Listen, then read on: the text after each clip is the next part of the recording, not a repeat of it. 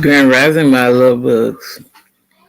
I hope all is well with everyone this morning. Welcome to Empress Goddess Presents. I'm your host, the Georgia Peach, Empress Goddess herself. We're going to listen to some of this, the hidden history of American oligarchy. The hidden history of American oligarchy by Thorne Hartman, narrated by Sean Pratt.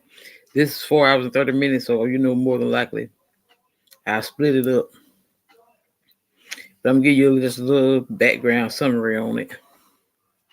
Billionaire oligarchs want to own our republic, and they're nearly there, thanks to the legislation and Supreme Court decisions that they have essentially bought.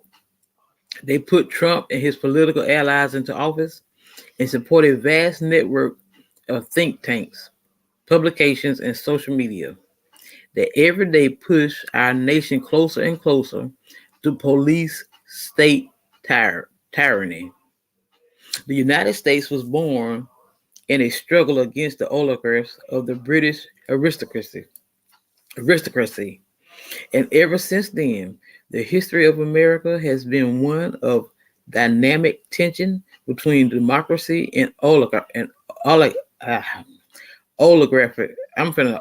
just gonna spell it for you. Oligarchy.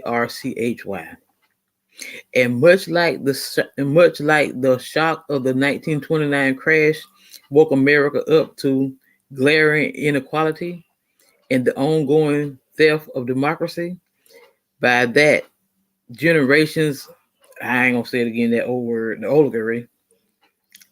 I'm just gonna say the bourgeoisie. How about that? Y'all know what I'm talking about. And much like MC, the coronavirus pandemic of 2020 has laid bare how extensively bourgeoisies have looted our nation's economic system, gutted governmental institutions, and stolen the wealth of the former middle class.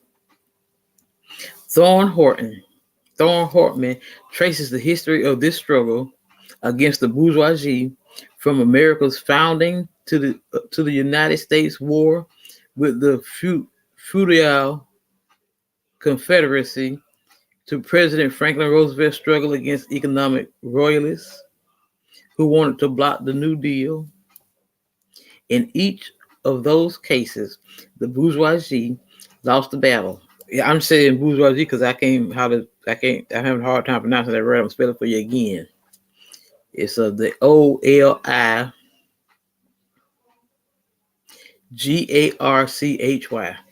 Oligarchy.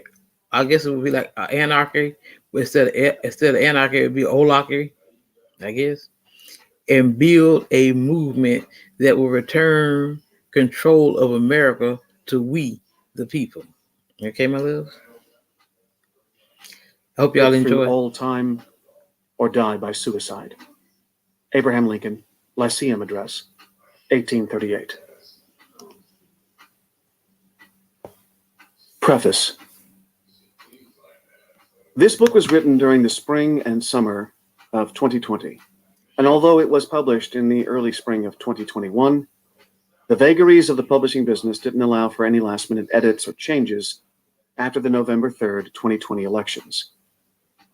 If Donald Trump was reelected or somehow managed to remain president after January 20th, 2021, then we must take to the streets. This is most likely democracy's last stand. If Joe Biden or another Democrat was elected, we have a lot of work to do. Many of the holes, cracks, and weaknesses in our republic that Trump exploited were put into place by the Supreme Court in the 1970s and by Congress after 9/11. The Buckley and Bellotti Supreme Court decisions of the 1970s legalized bribery and political corruption by giving corporations and billionaires the free speech right to own politicians and political parties. The Patriot Act and other similar legislation since 9/11 has given the president vast surveillance and police powers that we've seen used in authoritarian strongman governments throughout history. We must reevaluate, rescind, and replace all of these with legislation that protects the rule of law, circumscribes presidential war-making powers, blocks foreign countries and oligarchs from corrupting our political process, and takes political power away from American oligarchs and returns it to the people. There's also the possibility that the next GOP candidate for president will come from or be one of the same oligarchs who brought Trump to power and worked to keep him there for a full 4 years. They will have watched Trump carefully and learned from all the ways he bent and broke our laws and institutions. Americans must now prepare politically for 2024, and that starts by picking candidates and promoting policies that will beat oligarchy at both the presidential and congressional levels. But most urgently, the entire country must laser focus on stripping the oligarchic and fascistic elements that have crept into our republic since the Powell Memo, multiple Supreme Court interventions, and the Patriot Act with the war crimes and torture it has already facilitated. America is at a turning point, and whether we continue our slide into oligarchy and tyranny or pull back to small d democratic values will depend in no small part on the planning and work we do now, and the candidates and policies we support and put forward 2 and 4 years from now. Production. America slides into oligarchy and dances close to tyranny. Democracy is rule of, by, and for the people. Oligarchy is rule of, by, and for the rich. This audiobook details how oligarchs have unsuccessfully tried, twice, to replace democracy in America with oligarchy. Today, they are nearly finished with not only attempting a third time to change the American experiment from a democracy to an oligarchy, but pushing to then transition our nation from oligarchy to outright tyranny. It also lays out the steps necessary to stop and reverse the process, to restore democracy in our republic. The transition from democracy to oligarchy usually starts with the very wealthy acquiring political power by buying influence with elected officials. They typically justify this with the belief that oligarchy is more stable and less messy than democracy, and that their success demonstrates that a sort of Darwinian process has chosen them to lead. From there, they begin to so completely control the mechanisms of information, the media, and campaigns, financing campaigns directly as well as indirectly via third-party groups, that their agenda overwhelms the governing agenda. In the final stages, oligarchs themselves, or people so tightly aligned with them that they could only be called agents of particular oligarchs, rise up through seemingly democratic processes and take complete or near complete control of government. From there, oligarchs typically begin to, as Steve Bannon said was the main goal of the Trump administration, deconstruct the administrative state, seizing control over and corrupting every subordinate agency of government, from those responsible for enforcing the laws and the courts, to regulatory agencies, to those controlling the nation's currency and economy. America has been badly corrupted by oligarchy several times in our past, most famously when the pre-Civil War South, after the invention of the cotton gin, became a rigidified oligarchy that eventually challenged the power of the nation itself, leading to the deaths of more than 600,000 Americans. The oligarchs lost in that battle, although their legacy remains in an impoverished South and deeply ingrained structural and cultural barriers to Black advancement and supports for white rule. The second major brush with oligarchy in the United States came toward the end of the 1800s, as the Industrial Revolution spawned a new group of American oligarchs, who in 1920 reached the pinnacle of their power and seized control of much of the federal government. Their removal of the guardrails of democracy led to the Roaring Twenties, when the very rich got much richer and everybody else got poorer. A widespread American fascist movement was birthed, complete with rallies, and the oligarchs' rule collapsed with the Republican Great Depression. We are living through America's third struggle with oligarchy. It began in 1971 when Lewis Powell, himself a proud agent of the tobacco oligarchs, laid out in a famous memo to the U.S. Chamber of Commerce a plan for the various oligarchs of America to stop competing and organize to take over the U.S. government. By 1980, the plan was in full flower, and by the late 1990s, the oligarchs directly or indirectly controlled a majority of the states, the entire Republican Party, and at the federal level, well over half of the Democratic Party. By 2005, oligarchic control over the executive branch of our federal government was largely in place, and it was cemented with the Trump administration. When Donald Trump, himself an oligarch, came to power in January 2017, he and his agents embarked on a campaign to destroy the institutions of America that had been so carefully built up over more than 240 years. They succeeded in damaging and corrupting every single federal regulatory agency and turned the foundational departments within the executive branch into full-fledged agents of the Trump oligarchy. The Justice Department, whose first head, Edmund Randolph, was one of the authors of the Constitution, was taken over by William Barr, a man who'd engineered two cover-ups for the Reagan-Bush crew back in the 1990s, proving his loyalty to corrupt oligarchy and his disdain for democratic institutions.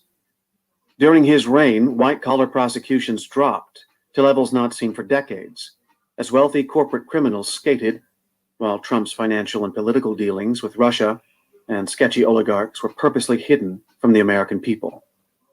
This wasn't because the American people wanted the Justice Department to serve the oligarchs. It was because the oligarchs wanted it. The State Department, first led by Thomas Jefferson, ended up in the hands of Mike Pompeo, a corrupt toady of the Koch network, who repeatedly lied and covered up his own crimes in office, as well as Trump's. The American people didn't ask for this, or the criminal justice reform that made it harder to prosecute corporate CEOs. It was because the oligarchs wanted it. The Defense Department, first headed as the War Department by Henry Knox, who started his military career with the 1776 battles of Lexington and Concord, and fought in the Revolutionary War to create America, ended up in the hands of Mark Esper, a former lobbyist for the oligarchs running one of America's largest defense firms. Average Americans never asked for a defense industry lobbyist to run the Pentagon. The defense industry oligarchs wanted him. With a lobbyist in charge of the Department of Homeland Security, private prison companies whose political action committees, or PACs, and employees donated millions to Trump and the GOP received billions in bloated contracts to house asylum seekers. Americans didn't ask for this. Private prison oligarchs did. At the Department of the Treasury, Trump put foreclosure king Steve Mnuchin in charge, the man who'd thrown more than 36,000 people out of their homes during the Bush Great Recession of 2008, and raised $169 million to get Trump elected. Americans didn't ask for a grifter banker to be in charge of our economy. The banking oligarchs did, and he delivered to them repeatedly, passing out $500 billion in taxpayer money to his oligarch buddies, then refusing to tell Congress or the American people who got the money. Over at the Department of Commerce, Trump put the man who Forbes magazine called one of the biggest grifters in American history in charge. Wilbur Ross lied about his wealth, made decisions that helped his own investments, and tried his best to rig the census to diminish Hispanic and Black political power. The people of this country didn't want a con man running the international end of our economy, but billionaires who made money offshoring jobs were very happy with him. At the Department of the Interior, responsible for our federal lands and national parks, oil and mining lobbyist David Bernhardt put at least 25 former lobbyists from his industries in charge, along with more than 35 former oil and mining executives. Drilling and mining rights, from sacred Indian lands to offshore marine sanctuaries, were sold off at fire sale prices. The American people never asked for their parks to be despoiled, but the fossil fuel oligarchs sure did. The list goes on, and by the end of the 2017 to 2021 Trump term, every single cabinet department and regulatory agency was corrupted and bent to the will of America's industrial and inherited wealth oligarchs. Thousands of years of history tell us that oligarchies are unstable systems. They tend to either collapse from their own internal rot, as happened in 1929 in the United States, or fall to uprisings from their own people or their own overreach, as happened in the United States in the 1860s. When they don't collapse, though, they most often morph, usually within a single generation, into tyranny, a form of government that entirely abandons even the pretense of the rule of law and reigns through police state terror. And that is the direction in which Trump and the oligarchs he represents have been pushing this country, an effort that continues to this day in multiple venues. In this book, I lay out what oligarchy is, how it metastasizes, how it has transformed through American history, how the Trump oligarchy was the logical outcome of the Powell memo and the Reagan presidency, and most important, how we can stop it now. If we fail to break up the various parts of the Reagan, Bush, Trump oligarchy, America will degenerate into tyranny. So much damage has been done to America in the past 40+ years that stopping tyranny and dismantling oligarchy will be a huge undertaking. The good news in that regard is that, typically, major shocks bring about rapid and major change. The financial panic of 1770 helped precipitate the American Revolution. The Great Crash of 1856 brought the Southern oligarchy to a head, leading to the Civil War and the abolition of slavery. The Republican Great Depression of 1930 led straight to the New Deal and major anti-oligarchic reforms. Much as the shock of the 1929 crash woke America up to the ongoing theft of American democracy by that generation's oligarchs, the coronavirus pandemic of 2020 has laid bare how extensively Reaganista oligarchs have looted our nation's economic system and stolen the wealth of the formerly middle class. The danger is that such shocks can turn a society in one of several directions. The Great Depression not only empowered Franklin D. Roosevelt, it also helped Adolf Hitler gain and consolidate power. Leadership during a time of crisis is extraordinarily consequential, as is the will of the people. My previous book, The Hidden History of Monopolies, showed what happens when economic power is concentrated into the hands of a few massive corporations. Monopoly. This book exposes what happens when political power is concentrated into the hands of a very few. Oligarchy.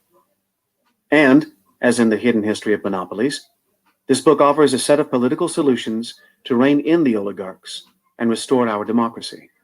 However, before addressing the solutions, we must first understand the history and the nature of the problem. The first part of this audiobook exposes why oligarchy is a crisis. Following that, we explore America's revolutionary history of combating oligarchy and how oligarchy has again seized power in America since the 1970s. Part 5 shows how a political system ruled by oligarchs can lead to tyranny. Finally, Part 6 shows how oligarchy has been successfully controlled in the past, along with how we can reclaim our democracy today and restore America's revolutionary guiding principles. These are grave times, but history tells us that a new America is on the verge of being born.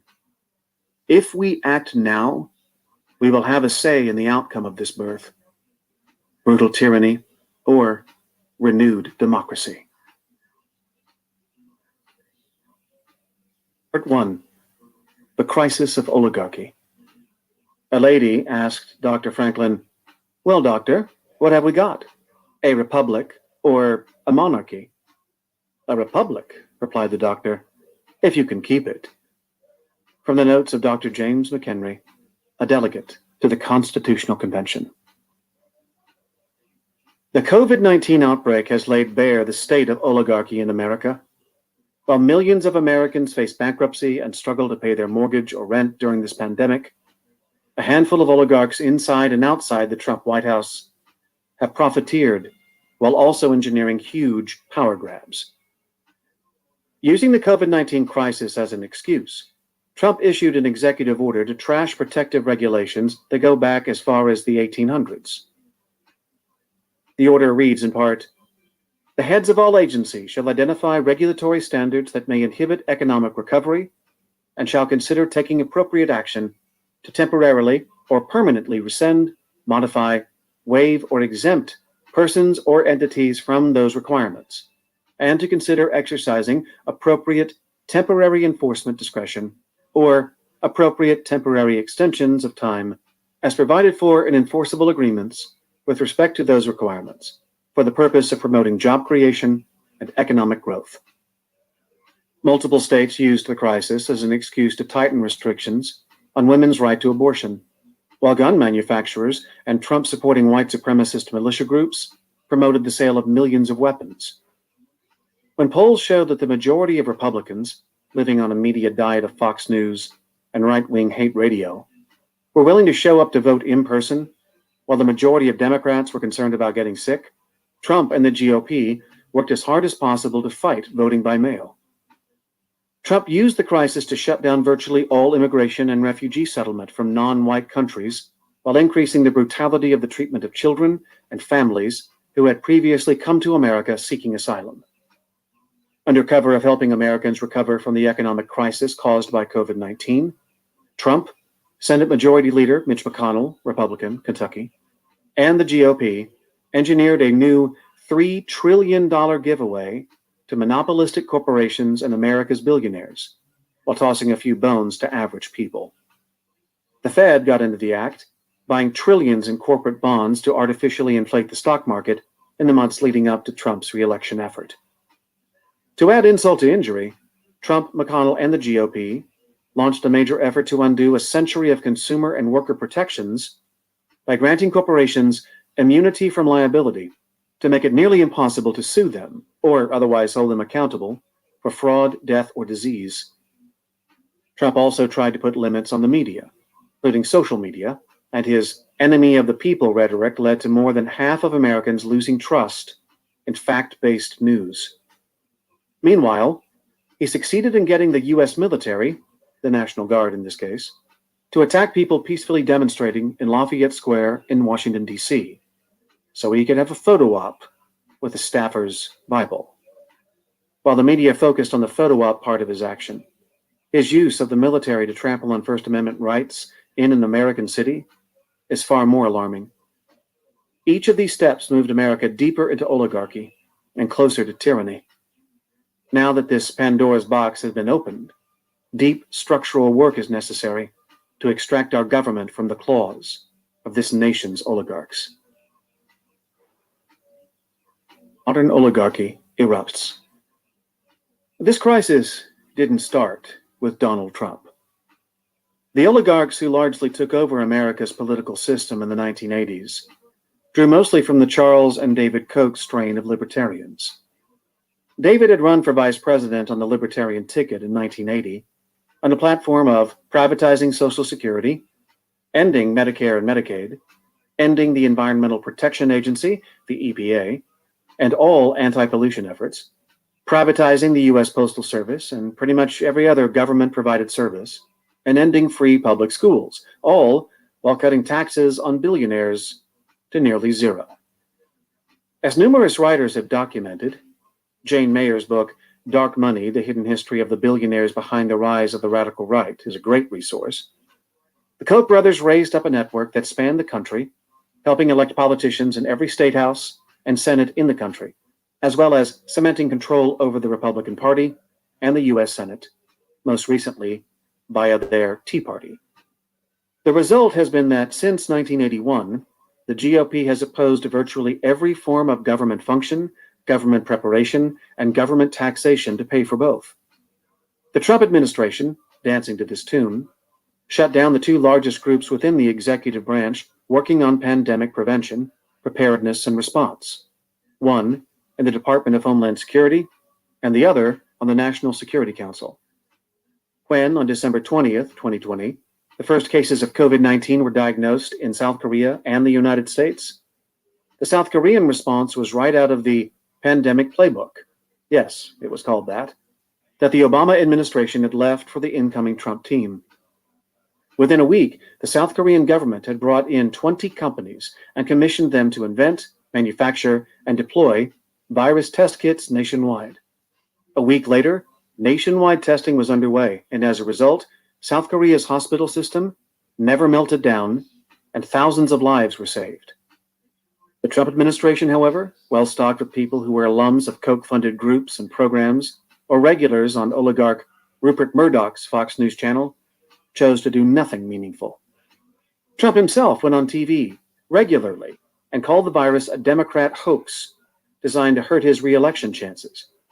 He and Murdoch's employees ridiculed the nervous Nellies like Washington Governor Jay Inslee, "He's a snake," and New York Governor Andrew Cuomo, "He has to treat us well too," both Democrats, for hyping the dangers to the public.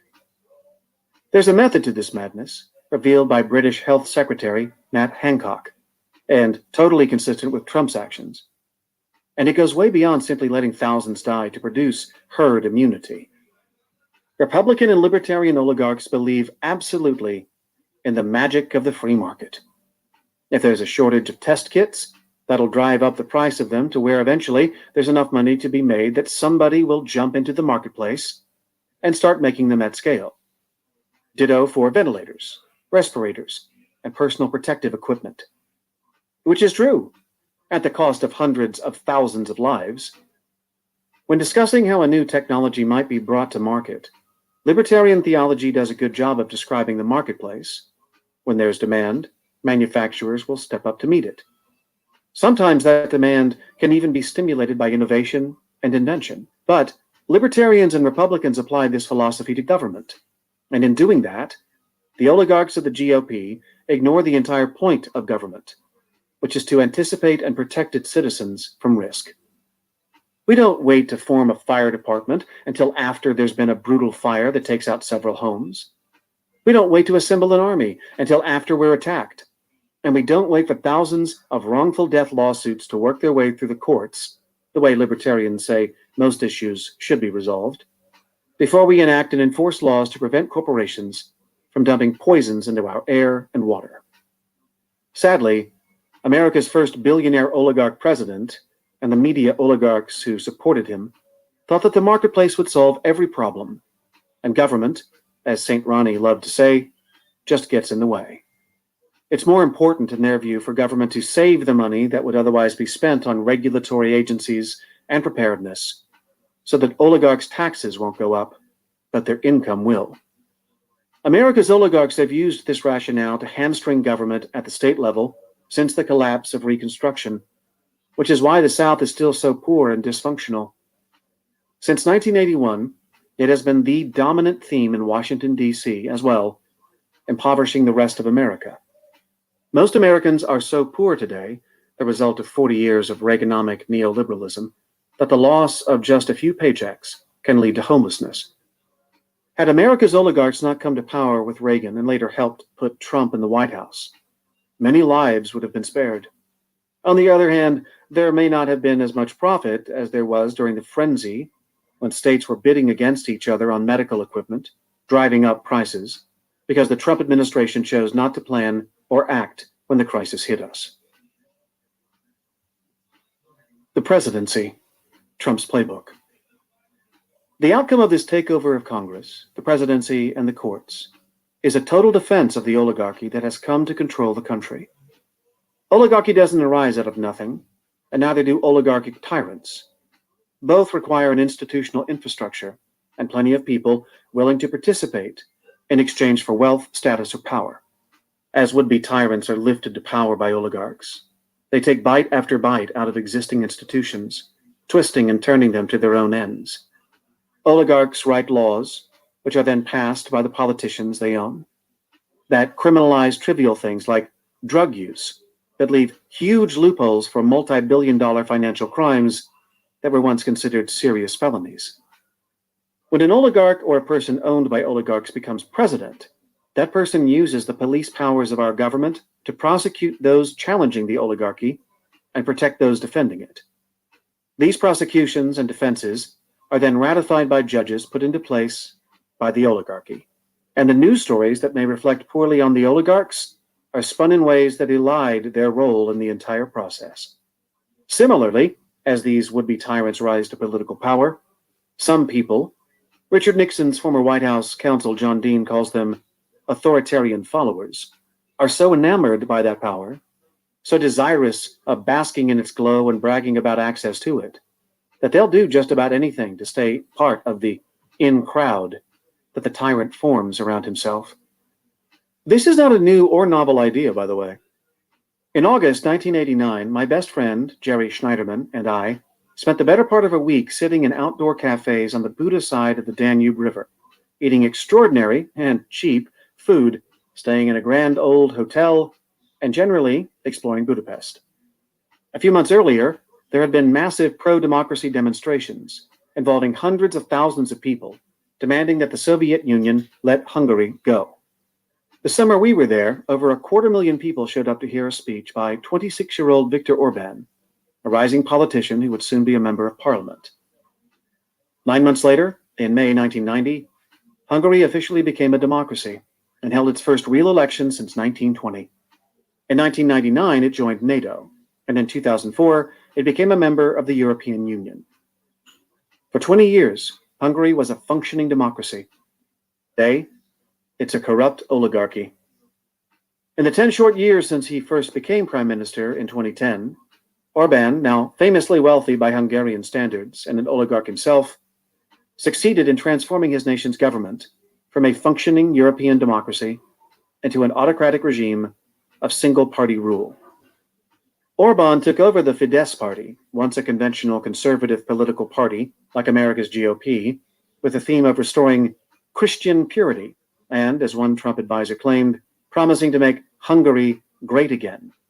His rallies regularly drew tens of thousands. He campaigned on building a wall across the entirety of Hungary's southern border to keep out Syrian refugees, a promise he largely kept. His party's politicians altered the nation's constitution to legislate what we'd call gerrymandering and voter suppression, ensuring that his party, Fidesz, would win enough of the votes in pretty much every federal election to continue to hold power well into the future. He's now packed the courts so thoroughly that legal challenges against him and his party go nowhere. His oligarchic-run party has rewritten elementary school textbooks to say that dark-skinned refugees entering the country are a threat because it can be problematic for different cultures to coexist. Using this logic, he has locked up thousands of refugee children in cages. When the Hungarian Helsinki Committee said, "The indefinite detention of many vulnerable migrants, including families with small children, is cruel and inhuman," Orban said that the Syrian refugees seeking asylum would, as AFP noted, pose a security risk and endanger the continent's Christian culture and identity. He also said, "Immigration brings increased crime, especially crimes against women, and lets in the virus of terrorism." 5 years to the week before American white nationalist neo-Nazis rallied in Charlottesville, Virginia, and murdered pro-democracy activist Heather Heyer, a group of 700 right-wing patriots held a torchlit parade that ended in front of the homes of Hungary's largest minority group, chanting, "We will set your homes on fire." Orban's police watched without intervening. Earlier, Zsolt Bayer, one of the founders of Orban's party, had called the Roma animals, unfit to live among people. Orban refused to condemn him for the anti-Roma violence. He's handed government contracts to his favored few, elevating an entire new class of pro-Orban business people who have cemented control over Hungary's economy, as those who opposed him have lost their businesses, been imprisoned, or fled the country. Virtually the entire nation's press is now in the hands of oligarchs and corporations loyal to Orban, with talk radio and television across the country singing his praises daily. Billboards and social media proclaim his patriotism. His media allies are now reaching out to purchase media across the rest of Europe to spread his right-wing message. In 2019, Orban began dismantling the Hungarian Academy of Sciences, replacing or simply firing scientists, while he called climate change left-wing trickery made up by President Barack Obama. The world, particularly the European Union, has watched this juggernaut with increasing alarm, and even the EU's 2015 and 2018 attempts to essentially impeach Orban backfired, increasing his 2 re-election margins as his handmaids in the media proclaimed him the victim of a European deep state and meddling Jewish foreigners, particularly George Soros, who ironically once paid for a young Orban to study in Britain. Although he blasts Soros and his own country's Jewish leaders with anti-Semitic tropes, He was feted by Israeli Prime Minister Benjamin Netanyahu, who called him a true friend of Israel. Orban replied, "A Hungarian patriot and a Jewish Israeli patriot will always find something in common." During the summer of 2019, in the same month that Trump's ally, Rudy Giuliani, said he had a former Ukrainian prosecutor willing to testify that former Vice President Joe Biden was corrupt, Donald Trump invited Orban to the White House for a state visit. Orban has been one of Trump's two primary sources of false information about how Ukraine opposed or tried to sabotage Trump's 2016 campaign. At a rally 3 months before his White House meeting with President Trump, Orban condemned countries that accepted refugees for producing mixed-race nations. Orban continues to ruthlessly use his own nation's diplomatic and criminal justice systems to aid both domestic and foreign criminal oligarchs, having hired his own local versions of Bill Barr and Mike Pompeo. In March 2020, in the midst of the coronavirus pandemic, Hungary's parliament, dominated by Orban's Fidesz party, voted on a sweeping piece of dictatorial legislation. The law passed with a vote of 137 to 53. Among other actions, it 1. Suspends elections and parliament indefinitely. 2. Allows the government to jail for up to 5 years anyone who intentionally spreads what the government classifies as misinformation. And 3. Gives Orban the authority to suspend laws by decree. Orban, of course, didn't write this script. It's ancient, implied in the Epic of Gilgamesh and stories of some of the Hebrew kings in the Bible. Machiavelli wrote its field manual. It's how Mussolini, Franco, and Hitler came to power and held control of their nations.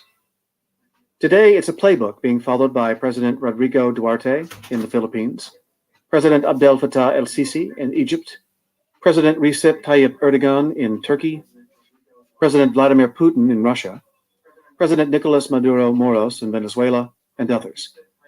It echoes how the Greek and Roman republics fell to tyranny, most infamously in the final rule of Augustus that ended the Roman Republic. Second American Civil War. The cover story of the December 2019 edition of The Atlantic, which was founded in the years just before the Civil War, was ominously titled, "How to Stop a Civil War." If we are indeed on the brink of a second civil war, it's already being waged as a Cold War, with the occasional armed skirmish being provoked by the so-called alt-right movement, which, as of summer 2020, had murdered hundreds of Americans since Timothy McVeigh inspired the modern Boogaloo white supremacy era.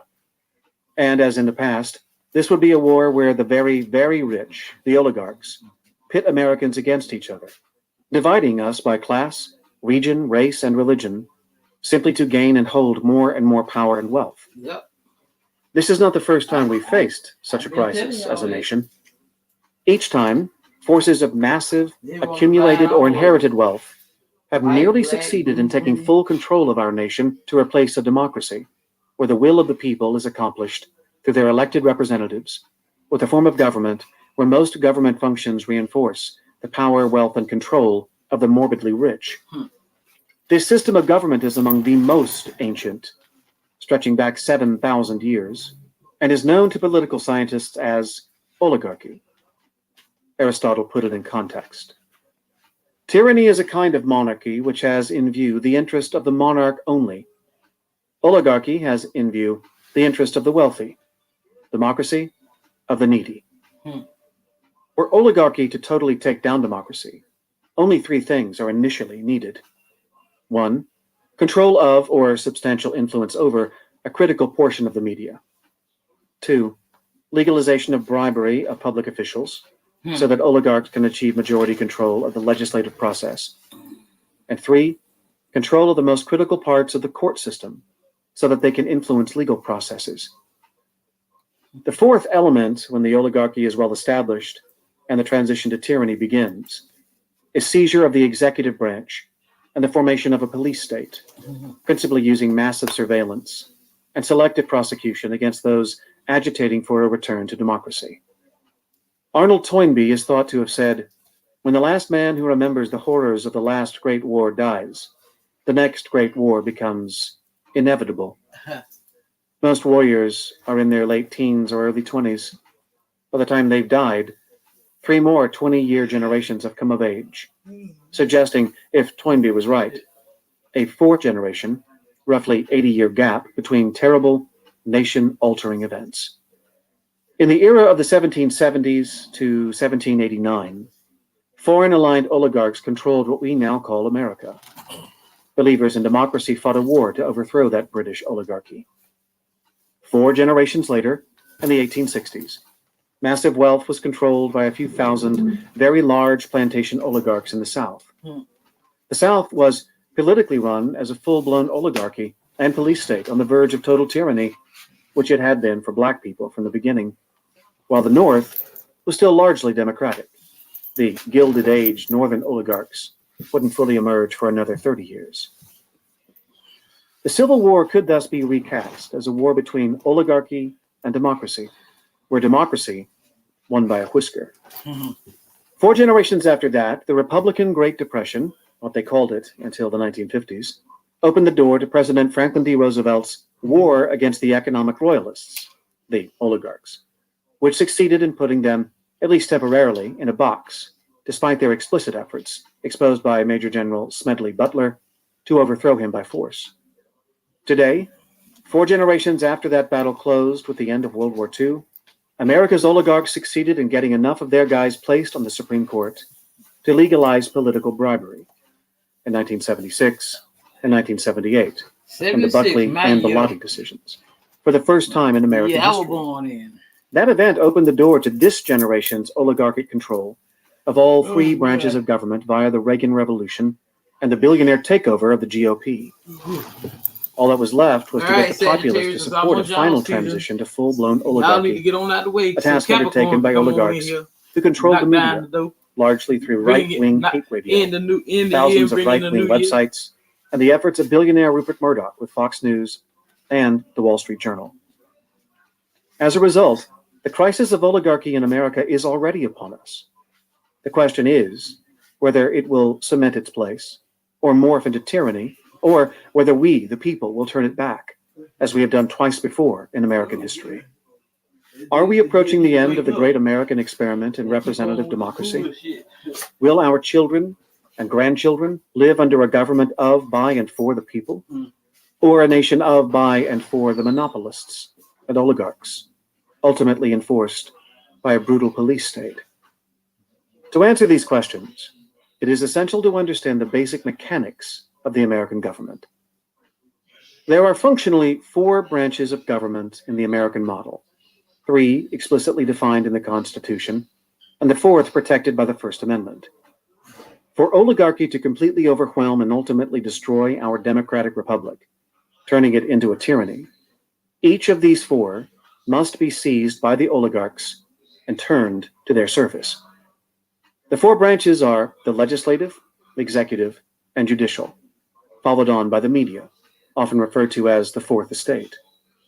The media have always been the initial pivot point, though, for control of public opinion, and through that, control of the government itself. Control the media. The First Amendment specifically prohibits Congress from abridging the freedom of speech or of the press, and the telecommunications laws from the 1920s and 1930s kept most newspapers, cable systems, internet providers, and radio and TV stations locally owned to prevent oligarchs from asserting singular control over information and news across our nation. All that changed in 1996 when the Telecommunications Act was enthusiastically signed by President Bill Clinton. The act was the result of tens of millions of dollars of telecom industry lobbying, and thus was supported by bought-out majorities of both parties in the House and Senate, passing despite outspoken dissent from Representatives Peter DeFazio, John Conyers, and Jerry Nadler, and Senators John McCain, Robert Byrd, and Bernie Sanders, and a handful of others.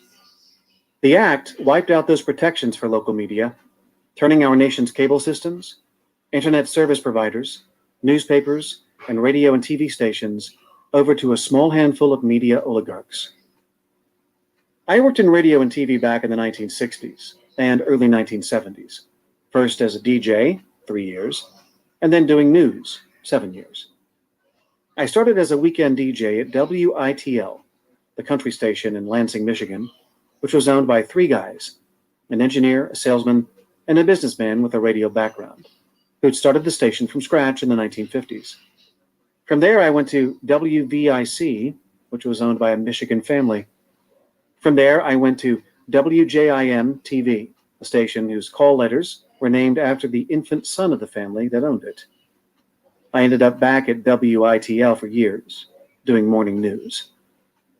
These stations were all locally owned because telecommunications laws dating all the way back to the 1920s required local ownership. No one entity could simultaneously own a media market's radio, TV, and newspapers, and no one entity could own large quantities of radio stations around the country. Not only were all of those stations owned by local folks, but they all had local news operations that were enthusiastic about investigating and outing local corruption, and they provided a vital public service when there were local emergencies, be they tornadoes, massive traffic accidents, or toxic industrial spills. The broadcasting of actual news was required by the FCC through something called the Fairness Doctrine, which required stations to program in the public interest, a mandate that the FCC interpreted as requiring both national and local news at least every hour on radio and at least 1 hour, split 50-50, local-national, during prime time on TV. The Fairness Doctrine also required stations that aired editorials from the station's ownership or management to be balanced with equal time by an outside source offering an opposing point of view. The result of these 2 sets of restrictions was a diversity of viewpoints, basic standards of honesty and fairness for news operations, the strengthening of democracy through an educated and informed electorate, and a local programming focus that served the needs of every community in America. In 1987, Reagan ordered the FCC to stop enforcing the Fairness Doctrine, and in August 2011, it was removed from the FCC's rules by the Obama administration. The telecommunications laws regarding station ownership and media concentration from the 1920s through the 1930s and 1940s were all largely repealed when Bill Clinton signed the Telecommunications Act of 1996. As a result, unprofitable news became very profitable infotainment, and radio and TV stations no longer had to pay for their monopoly use of our public airwaves with programming in the public interest. Clear Channel, a regional owner of a handful of radio stations, went on a buying spree right after Clinton signed that legislation and ended up owning 1,225 stations in 300 cities and towns, dominating the radio markets in 100 of the nation's 112 major media markets. Several other big companies jumped into the fray, with one, Cumulus, owning more than 400 stations across the country, including some of the nation's largest. None of the stations I worked for in Lansing back in the day are still locally owned. As far as I can tell, with an internet search, there's not a single locally owned station in the entire capital city. And that's not just true of Lansing, Michigan. Locally owned stations are an obsolete rarity in today's America. The result is that an entire city can have multiple radio stations with few to no local people actually broadcasting live on the air. As Mark Fisher wrote in the Washington Post in 2003, speaking of the death of local news and community-based broadcasting, consolidation and cutbacks in local staffing have eliminated many of those functions. The prime example wielded against the industry stems from an accident last year in Minot, North Dakota, where Clear Channel owns all 6 commercial stations. When a train derailment in the middle of the night released a frightening cloud of anhydrous ammonia, Minot police sought to notify the citizenry of the crisis. They called KCJB, the station designated as the local emergency broadcaster, but no one was home. The station was being run by computer, automatically passing along Clear Channel programming from another city. One person died from exposure to ammonia, and several others were hospitalized. When Air America started broadcasting in 2004, it was carried on radio stations owned by Clear Channel in cities across the country. After Mitt Romney's Bain Capital took over Clear Channel, there were only a few stations in the company. Now, iHeartMedia still broadcasting progressive shows like mine. Similarly, a few years back, I met one of the owners of Cumulus in the offices of a U.S. senator who inquired if the network, which had just purchased Westwood One, the company that syndicated the only progressive lineup in America, would be putting progressive programming on any of their 400-plus stations. No way, the billionaire network owner told us both. He said he'd never put shows on his stations that were hostile to business and wanted to raise my taxes. Over lunch at a Talkers magazine convention of radio hosts and owners in the later years of the first decade of the 2000s, I chatted with a senior executive at Salem, a company that made its first money publishing Bibles and religious tracts, but then diversified into owning large radio stations in nearly every consequential city in America. A group of Salem employee talk hosts, most prominently Dennis Prager and Hugh Hewitt, broadcast daily hard right-wing shows from coast to coast, and I asked him if he'd consider adding a progressive show like mine. Not a chance, he said. We're a Christian company, so we'd never consider a liberal on our airwaves. When I protested that I was a Christian myself, he said it wasn't possible for a liberal to be a true follower of Christ. Thus, in every nook and cranny of America, you can tune across your local radio dial and find an oligarch-friendly conservative talk show host of one sort or another. Progressives, who actually try to put into action Jesus' words in Matthew chapter 25 and the Sermon on the Mount, are on the air in only a handful of cities, almost always on locally owned stations. Our TV markets are similarly concentrated, with the most notorious television monopoly being Sinclair, which owns more than 200 TV stations across the country.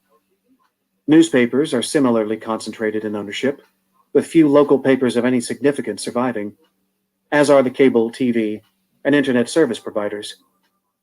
The outcome of all this corporate ownership of media in nearly all forms is that the storyline preferred by oligarchs, many of them media oligarchs, is constantly available to Americans.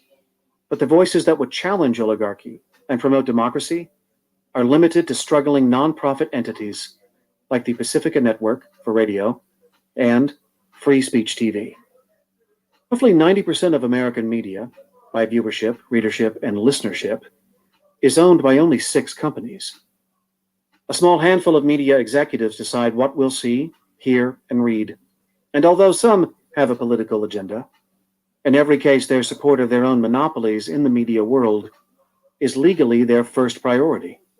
That means oligarchy-friendly media. Meanwhile, oligarch Rupert Murdoch and his sons continue to pump out a steady stream of pro-oligarchy news on their Fox News channel, available to pretty much every cable household in America at no additional cost. MSNBC is often only available with premium cable packages at an extra cost, although it rarely challenges the oligarchs, being owned by the largest internet monopoly in the country. Control of a big chunk of the Fourth Estate, essential to launching and maintaining oligarchy, has largely been accomplished and has been the single greatest factor in the crisis of widespread support for pro-oligarch, anti-democracy policies and politicians. The next stage may be even more ominous, as on May 29, 2020, Trump's Federal Communications Commission, the FCC, authorized any foreign oligarch or government via an oligarch to own any U.S. media, doing away with the previous 25% foreign ownership cap. The elimination of that cap was put into place at the explicit request of Cumulus Media, the second largest owner of American radio stations, and at the time in deep financial trouble, looking for a buyer, but the ruling applies more broadly. In the 2010 U.S. Supreme Court case of Citizens United v. Federal Election Commission, Justice John Paul Stevens wrote in his dissent that the decision would have accorded the propaganda broadcasts to our troops by Tokyo Rose during World War II the same protection as speech by Allied commanders. More pertinently, they would appear to afford the same protection to multinational corporations controlled by foreigners as to individual Americans. He was ridiculed for the statement in the conservative press at the time.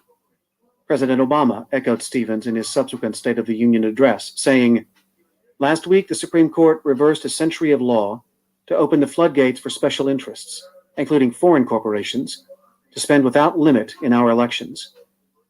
Justice Samuel Alito mouthed, "Not true," for the cameras. But Alito's denial aside, Stevenson's prediction has fully come true. While it's unlikely that Japan is interested in buying 1,000 American radio stations or a TV network like CBS, Russia, China, or even Saudi Arabia, a citizen of which once owned 7% of the company that owned Fox News, divested only after 9/11, may well be our next source of news, shaping and informing American public opinion on everything from foreign policy to whom we should elect. Trolling Congress, both federal and state. For rule by the rich, also known as oligarchy, to really and truly seize control of a nation, that nation must first legalize bribery of politicians by the oligarchs themselves. We are now fully there in today's crisis of oligarchy, although through the centuries, America had consistently resisted rich people and corporations owning politicians. One of the most famous stories of our resistance to oligarchy was when the U.S. Senate refused to seat copper baron William A. Clark in 1899 because he'd openly bribed some of Montana's state legislators to send him to Washington, D.C. This was before the Constitution was amended to allow for the direct election of U.S. senators. Clark's story was one of the events that pushed the nation toward that amendment. In 1907, at the urging of Republican President Theodore Roosevelt, Congress passed the Tillman Act, which made it a felony for any corporation to contribute anything of value to any campaign or politician running for federal office. Most states adopted similar laws. Former House Majority Leader Tom DeLay, for example, was prosecuted for money laundering corporate campaign donations under Texas's version of the Tillman Act. Following the Nixon bribery scandals of 1974, Congress passed a number of good government laws limiting the ability of oligarchs or their corporations to fund federal politicians, as well as expanding a 1966 law that provided for public financing of presidential elections. But most all of that crashed and burned in 1976 and 1978, when, in a pair of decisions known as Buckley and Bellotti, Buckley v. Vallejo and First National Bank of Boston v. Bellotti, the U.S. Supreme Court ruled that when American oligarchs owned politicians, it wasn't corruption or bribery, but instead First Amendment protected free speech, in Buckley, that was also available to corporations, in Bellotti. Those decisions unleashed a flood of money that, in the 1980 election, just 2 years later, swept Ronald Reagan into power and kicked off the modern era of American oligarchy. At the state level, a group called the American Legislative Exchange Council, or ALEC, was incorporated as a nonprofit in 1975 by conservative oligarchs and the businesses that made them rich. Today, it has more than 2,000 state legislators, all but a handful of them Republicans, who meet several times a year with hundreds of corporate lobbyists to take corporate lobbyist-written model legislation that ALEC-funded legislators then introduce into their state legislatures. 98% of ALEC's funding comes from corporations, corporate trade groups, and corporate foundations, and their oligarch-owned or influenced state legislators keep a steady stream of pro-oligarchy legislation flowing through state assemblies and state houses. While they've been operating quietly this way since the 1970s, the organization became well known in early 2012 when George Zimmerman shot and killed Trayvon Martin and then claimed as his defense Florida's Stand Your Ground law, an ALEC-produced piece of legislation written by ALEC member gun manufacturers. When in 2010, the U.S. Supreme Court reaffirmed and expanded on Buckley and Bellotti in its sweeping Citizens United decision, the oligarchic takeover of the U.S. House of Representatives and Senate, and most state legislatures, was complete. Today, if you're a billionaire, you can easily get pretty much whatever legislation you want passed, up to and including a $4 trillion transfer of borrowed taxpayer money to the top 1% and their corporations during the Trump years through his infamous tax cuts and GOP rigging of coronavirus bailout bills. But average Americans? What they want is largely ignored by the entire GOP and a sizable minority of elected Democrats. Average Americans, after all, can't donate millions to politicians' super PACs or give fat government contracts to politically connected companies. As researchers Martin Gillens and Benjamin Page documented in 2014, the probability of legislation passing that comports with the desires of the economic bottom 90% of us is less than random noise, and has been that way since the Reagan Revolution, while the wishes of oligarchs and their groups like ALEC are routinely passed into law, creating a crisis of governance. These the courts.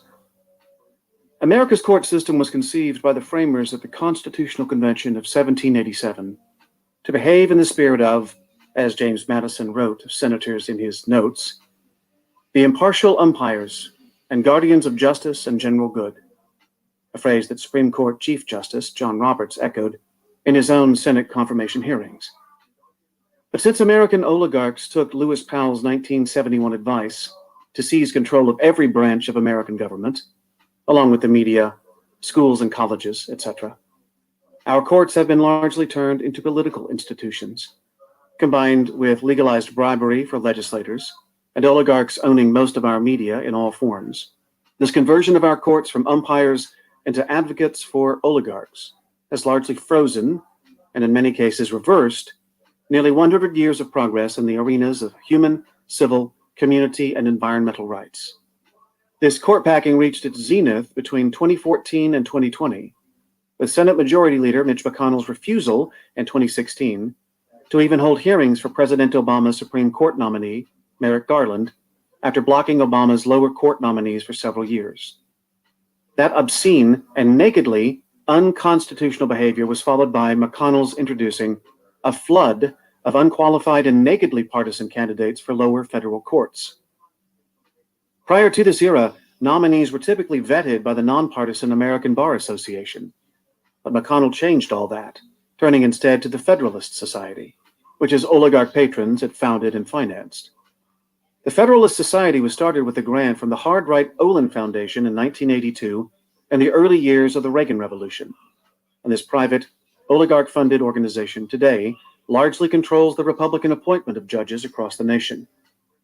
During the Obama presidency, McConnell so effectively blocked Obama's judicial nominations that today, almost 30% of all U.S. Circuit Court judges with federal lifetime appointments were put there by Donald Trump after they climbed through the ranks of the Federalist Society. Many are young, rarely over 50, with some in their 30s. Federalist Society member judges and Federalist Society Attorney General William Barr have been very effective at blocking Democratic efforts to uncover corruption within the Trump administration, giving that billionaire oligarch near total immunity from investigation and prosecution during his term in office. This isn't just the effort of the Federalist Society, Trump or McConnell. It started in 1971 with Lewis Powell's infamous memo and led straight to a series of presidential elections stolen by collaboration with foreign governments, Nixon, Reagan, Trump, or outright fraud, George W. Bush, Trump, providing Republican presidents an opportunity to pack the Supreme Court in ways that wouldn't have happened otherwise. As a result, and because of the doctrine of judicial review that I describe in detail in The Hidden History of the Supreme Court and the Betrayal of America, our court system today most often sides with oligarchs over average citizens, multinational corporations over communities, and raw assertions of billionaire power over the ideals of democracy. Inevitable tyranny. Oligarchy is very seductive. For the wealthy and powerful, it's a safe and generally soft way of protecting their positions in society and riches. For their factotums, it ensures job security and a measure of insulation from persecution and prosecution. And for the average citizen, oligarchic forms of government initially seem to offer stability and a strong sense of national identity. Were these things not the case, oligarchy would not have popped up so many times all over the world with as much persistence and resilience as history demonstrates. We see all of these factors in the oligarchy that evolved between 1810 and 1860 in the American South and in today's Republican Party. White people wearing MAGA hats and cheering on a billionaire oligarch feel their sense of place in society and identity both protected and validated. To threaten the oligarchy, is to shake the foundation of their newfound identity. It was no different from Mussolini's black shirts or Hitler's brown shirts, all of whom started out as cheering volunteers at rallies. But benign oligarchy is an oxymoron. During a time of crisis, real, imagined, or created, oligarchy is always sold as a way of ensuring safety, stability, and social order, and indeed, it always appears that way in the beginning.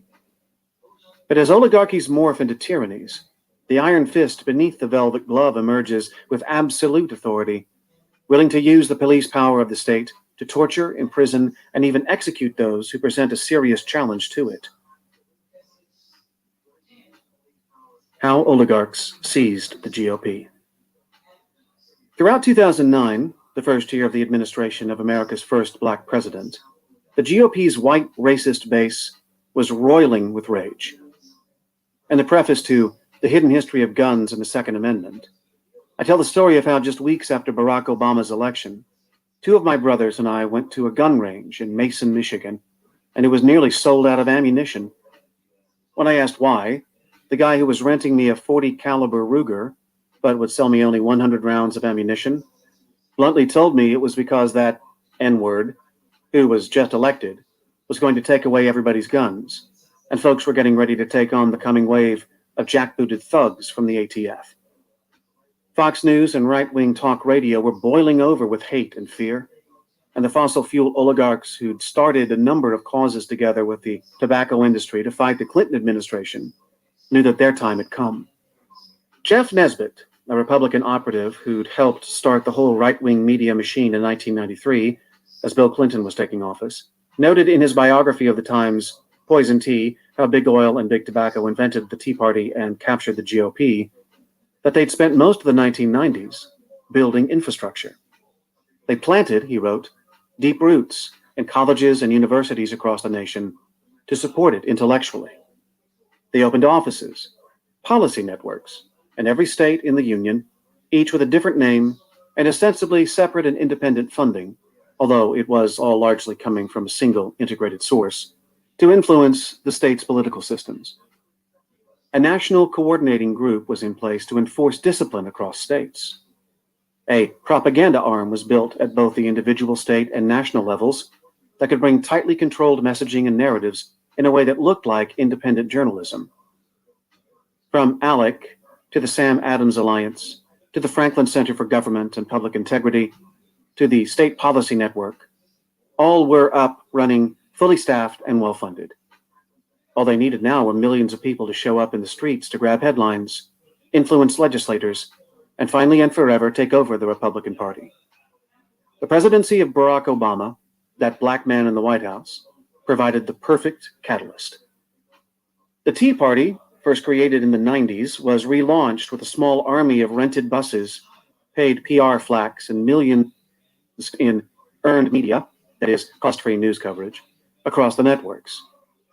Railed against Obama's Socialist Affordable Care Act with slogans like, "Keep your government hands off my Medicare." They demanded removal of laws protecting communities from being poisoned by mine runoff and the smokestacks of oil refineries, claiming that regulations are blocking progress. They proclaimed that the acronym for their movement was Taxed Enough Already. And they took over the GOP, paving the way for an oligarch, Donald Trump, to ascend to the nation's highest office. The oligarch's most successful con. More than 75% of Americans trusted the federal government to do what is right during the last years of the Eisenhower administration, straight through John F. Kennedy's time in office, and into the early years of Lyndon Johnson's presidency.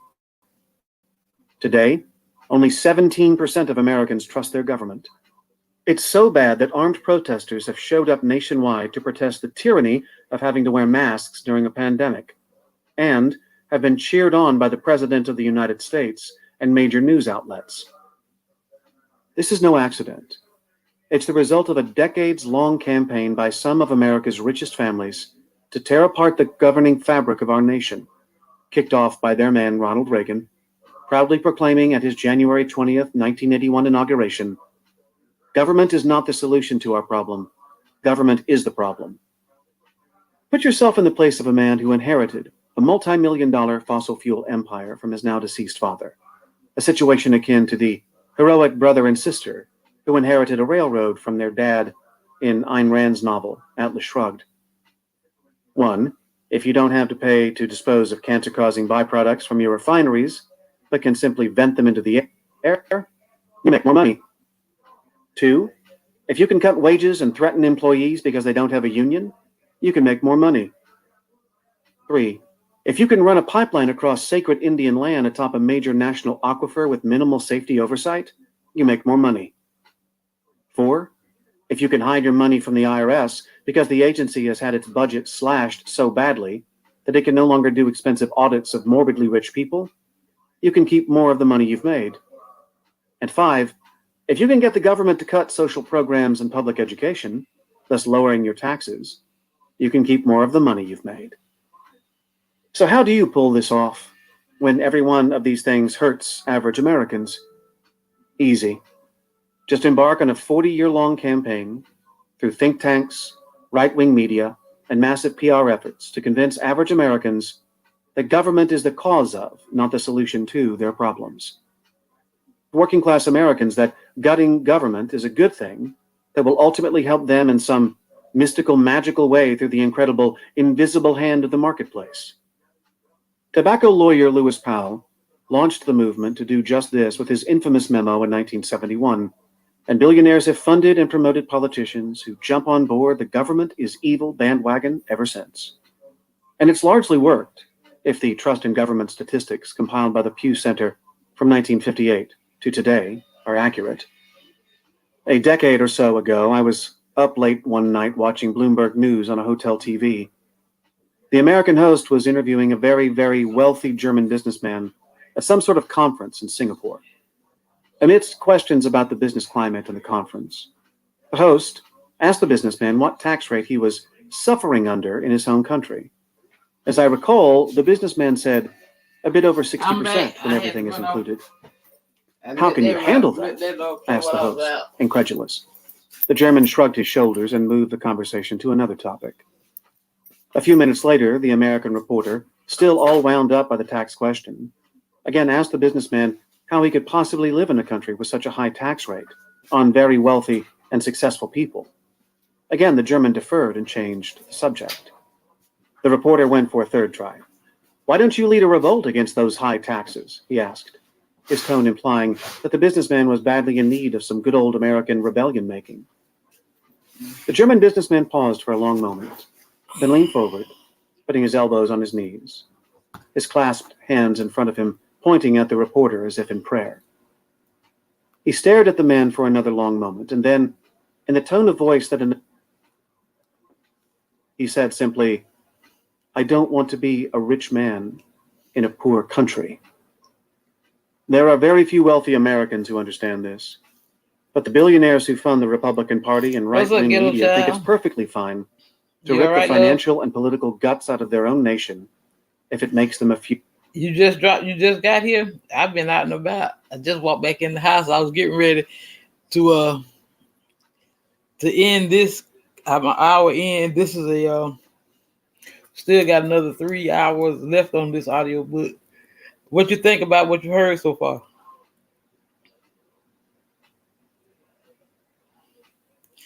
I think I'm gonna break it down into just do an hour here, then I got another 3 hours.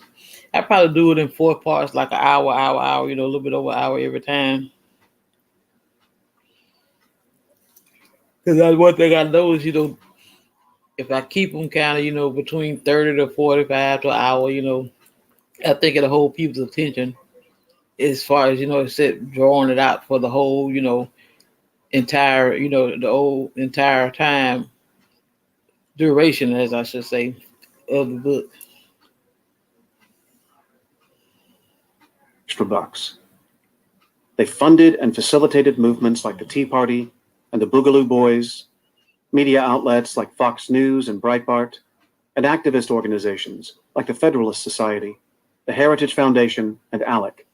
They throw piles of money at Republican politicians, so long as those politicians never stray far from the deregulate, cut, denigrate line about American government. All right, that was part one. I'm gonna break it down. I'm gonna it'll be 4 parts of this. This will be part one. Then I have 3 more parts.